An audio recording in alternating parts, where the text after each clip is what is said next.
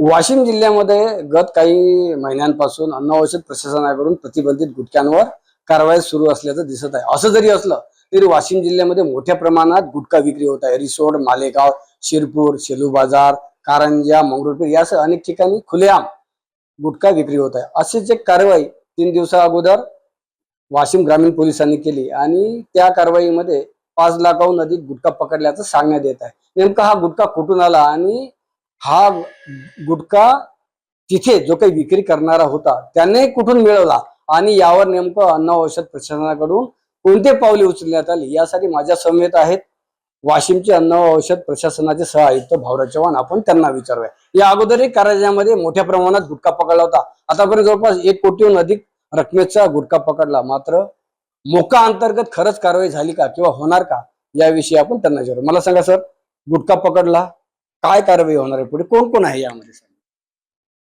आता 1 ऑगस्टला झालेल्या कारवाईमध्ये वाहन चालकाकडून आपण प्रतिबंधित अन्न पदार्थ जप्त केला। त्या वाहन चालकाविरुद्ध वाशिम ग्रामीण पोलीस स्टेशनमध्ये फिर्याद दाखल करण्यात आलेली आहे।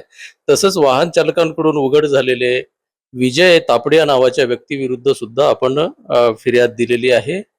तसेच विजय तापडिया या व्यक्तीविरुद्ध यापूर्वी सुद्धा प्रतिबंधित अन्न पदार्थासंदर्भात कारवाई केली असल्यामुळे त्यांच्या विरुद्ध मकोका अंतर्गत कारवाई करिता आपण पोलिसांना पत्र दिलेलं आहे। पत्र दिलं सर, नेमकं कारवाई होते का? कारण आयुक्त तुकाराम मुंडे यांनी जो काही प्रतिबंधित गुटखा आहे, जो पदार्थ जे काही विक्री करण्यात येते ते आरोग्यासाठी घातक आहे आणि तुकाराम मुंडे आल्यापासून अन्न औषध प्रशासन विभाग ऍक्शन मोडवर आलाय। नेमकं कारवाई होतील का किंवा गुटखा विक्री थांबेल का यासाठी आपल्याकडून काय उपाययोजना करण्यात येत आहे, कुठले ऍक्शन प्लॅन आहे? याकरिता नियमितपणे आमचे अन्न सुरक्षा अधिकारी पाळत ठेवून आहेत आणि कारवाई करत आहेत। किंवा माध्यमाकडून किंवा पोलिसांकडून काही माहिती मिळालीच तर तिथे सुद्धा आम्ही कारवाई करतो। या गुटख्यासह वाशिम जिल्ह्यामध्ये अन्न औषध प्रशासनाकडून जे काही हॉटेल्स आहेत किंवा डेअरी असतील किंवा इतर जे काही खाद्य विक्रीची दुकानं आहे यावरही मोठ्या प्रमाणात कारवाई सुरू आहे किंवा तपासणी सुरू आहे। यामध्ये जवळपास त्यांनी आतापर्यंत 2,02,000चे जे विविध खाद्यपदार्थ ज्यामध्ये पनीर, दही तसेच कार्बोनेटेड वॉटर यासह इतर खाद्यपदार्थ आहे, यातील काही खाद्यपदार्थ दोषी आढळल्याचं सांगण्यात येत आहे आणि काही हॉटेलवर या अगोदर कारवाई करण्यात आली आहे। मला सांगाल सर, नेमकं काय काय कारवाई झाल्या आणि किती रुपयाचे पदार्थ आहे आणि यावर नेमकं पुढे आपल्या विभागाकडून काय ऍक्शन घेतली जाणार?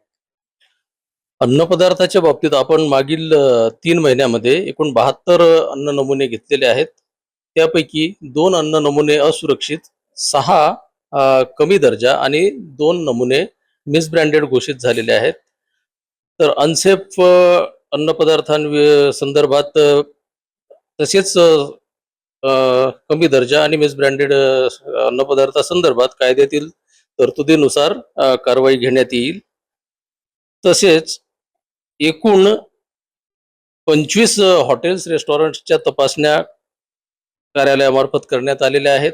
त्यापैकी 2 हॉटेल रेस्टॉरंट्सचे परवाने निलंबित करण्यात आलेले आहेत। उर्वरित आस्थापनांना सुधारणा नोटीस पाठवण्यात आलेली आहे। त्यानंतर त्यांची सुधारणा नाही झाली तर त्यांच्या विरुद्ध सुद्धा कायद्यातील तरतुदीनुसार कडक कारवाई घेण्यात येईल।